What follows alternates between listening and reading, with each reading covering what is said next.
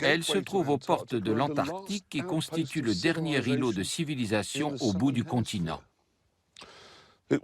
C'est aussi le port d'où le navire argentin, le Belgrano, est parti pour une mission fatale au début de la guerre des Malouines.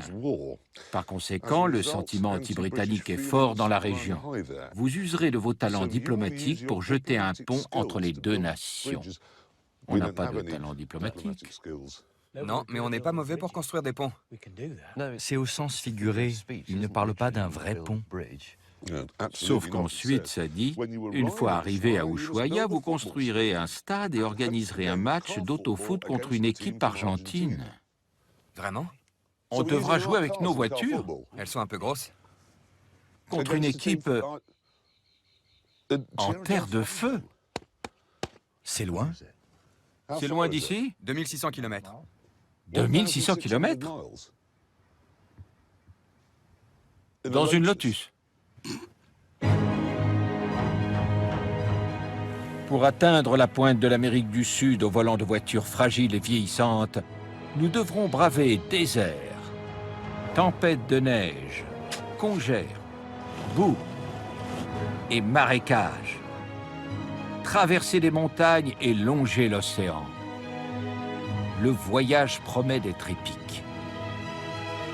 Mais avant de pouvoir nous lancer, Hammond doit d'abord réparer sa direction assistée. J'ai donc du temps à tuer.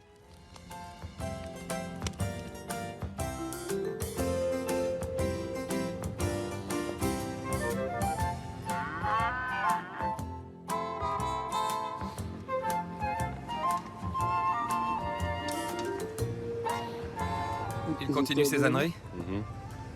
D'accord. Il me gonfle. Je me souviens de cette scène dans le film. Paul Newman fait des acrobaties à vélo, Ouais. puis Catherine Ross se met à rire et elle lui envoie de la paille à la figure. Ouais. C'est ça? Ouais.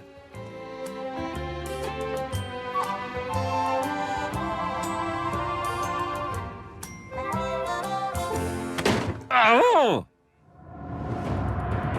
Après nous être occupés de Jeremy et de la direction de la Mustang, nous partons vers le sud.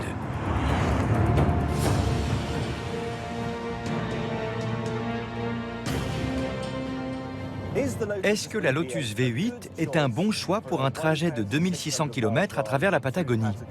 Je vais être franc, non. Mais je me demande surtout si la Mustang d'Hammond tiendra jusqu'au bout.